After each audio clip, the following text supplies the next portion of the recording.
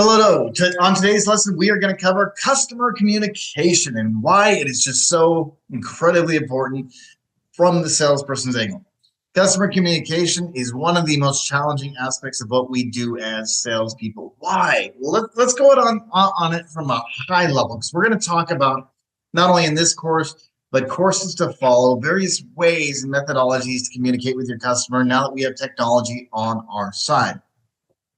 But one of the challenges that we always run into, especially as we're doing report cards, one of the feedback points that we will get from customers is we did not communicate enough, or I did not know, or the customers say, I did not know what was going in with the progress. And always the infamous of, hey, if I wasn't there, then the pool wouldn't have gotten built, which we know is not the case. But what it tells us, and what the action that we should take into that, is the fact that we need to communicate more, or the way that we're communicating is not the way that the customers receive the information, because that is what you want it to be. Good communication leads to lower stress builds. We have to remember that, generally speaking, we are in the customer's backyard for 2, potentially 3, 4 months at a time. And what the customer's seeing, because again, remember, this is their home, is we're destroying their yard before making it beautiful again. And it can be unnerving to have your home, with trenches and steel sticking up and all kinds of craziness, big holes in the ground. And so that's where the customer gets nervous, is when they don't know what to expect next. And that is where setting the expectation is so important. So there's resources that you can use as templates that we've got. We've got templated communication, best practices guides. There's many things that we cover in the various sales webinars. For example, there's sales webinars on how to communicate and use video as a tool. There's ways to communicate through scheduled emails. But this is what we want to make sure that we're doing, is we're reaching out and using those tools. So we're going to look at the communication guide. That is a tool that is on the repo. You can find this on the repo. And what you want to have is set this up in a way, because remember, this is a template, right? This is something that varies from area to area, so you are to modify this so that it fits your area. This is something that you can hand out to your customer after you have modified it to be representative of what you are building in your specific area. And what it's going to be able to do for you is set expectations. And here's what I mean. In setting the expectations, the homeowner doesn't know who they go to for what, or who to expect from wherever. And again, keep in mind that this is just an example. Construction supervisor can talk about how a phase was done or will be done, technical construction questions, behavior of crews. Salesperson can talk about possibly, and again, the alignment changes from office to office, is who does this a little bit, when a phase will be done, pricing questions, paperwork questions, so on and so forth. But it also provides an array of the most common questions for a customer. Again, it is a template of who the customer can go to for when. What you want to do to be successful is set the parameters for the customer, because remember, 80% of our customers have never gotten a swimming pool before. So although this is something that we do every week, every day, every month, this is not something the homeowner has done. This customer expectations is located on the repo under the resources end. You can request from the department to get the editable Word document or straight download it from here. But the customer expectations section provides paperwork that you can provide to the customer to go ahead and modify. But again, this is a modifiable Word document that you're going to use to explain what happens on your individual process.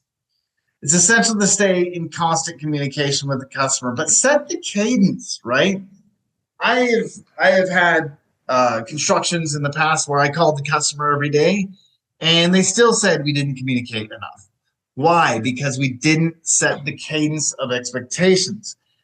For example, I think one of the best days, there's 2 really good days to set expectations. One of them is on the day of contract, but I think the best day is the day of layout/day, depending on how it works in your area.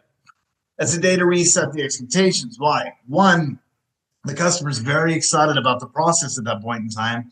We're painting the pool out. We're making sure that they love everything before we start digging. But 2, it is the perfect opportunity to lay out what are the approximate next steps in the process, what is going to happen within the process, because your construction supervisor will be there as well. So you want to make sure that your construction supervisors are staying in contact with your homeowner as far as progress, issues, inspections passed. schedulers on when will phases start and end. The permitting process is going to be within the sales realm and communicating to the homeowner how that's going, because that can take a long time. That can take from over the counter to over a year if you've got a coastal commission, and then also communicating with the customers when you're going to be digging. And then it's always important to make sure that you make the customer aware of when are payments due, and then what will happen if payments are not made. Yes, we will not get to certain phases if we have not been paid for that pool. You must set the expectations on a phase-by-phase basis there, and there are templates that can be used. Clarity and collaboration amongst each of your staff, because what it should be is it should be a support system. Construction supervisors and schedulers support each other. They support the salespeople. If all three of you work together really well, it's going to make the customer experience even better. Starting with the customer communication, you want to be present. It really should be a strong point where salespeople, construction supervisors should be there on the day of dig. It's best practice, right? Why? Well, one, that's a lot of action. It's an exciting day. First of all, it's a great opportunity to do a lot of social media, right? Get on out there. The customers are excited. They're getting something built that they've wanted for a long time. But it's also going to give you time to go over a pre-construction walkthrough, and then talk about dig day. What is going to happen during the dig day, right? What is going to happen during the pool school? This is one of your best days to actually start to set the seeds for those future referrals. Don't wait for the customer to call you. Stay in touch. And what I mean by this, tell them when you're going to contact them next, right? Tell the construction supervisor and the salesperson should be telling the homeowner, hey, this is when our next expected way to do it. And here's what I don't mean. I don't mean to say that, hey, Mr. and Mrs. Jones, plumbing is going to happen next Tuesday at 5 p.m. or 5 a.m. or whatever, right? What you do want to say is, Mr. and Mrs. Jones, we expect the plumbing phase to take place next week. It should happen between Monday and Friday. If nothing has happened by Friday, we will be in contact, right? Leave yourself a wide window. The reason that you don't want to leave such a narrow window is what will happen is, let's say I'm going to arrive 10 a.m. on Tuesday to do plumbing, and you tell the customer 10 a.m. Well, I promise you that plumbing crew is going to get caught up doing something. But what you also have to communicate with, though, is let's say the customer has a dog, which is often the issue. Mr. and Mrs. Jones, we expect crews to come from this day to this day. Make sure that you have your dog locked up during the day so that we can get in the backyard. This is communication. This is setting the expectations, because I got to tell you, there are many times where dogs have escaped. We do not want that, because it can be broken down into good communication and telling the customers what we need, right? Tell them what the next step is. Tell them where they get involved. Because what I like to say is, Mr. and Mrs. Jones, I'm Brian for Pools. The cool part about how we go through the process, there's many things that we're going to do, but you also get to get involved in the process when and where. Is it watering the gunite? Is it clearing out plants the day before the dig? Make sure you're calling out those points. Premier Build has got some amazing email templates and pre and post phase notifications that will automatically notify your customer. And this is what we are doing. This is the best way to communicate with your customer. It's these automated phase notifications that can be customized to match you guys. It will tell the customer what is happening, when it is done, and what to expect, because remember, you can fill out what you need to have done in those pre and post phase notifications.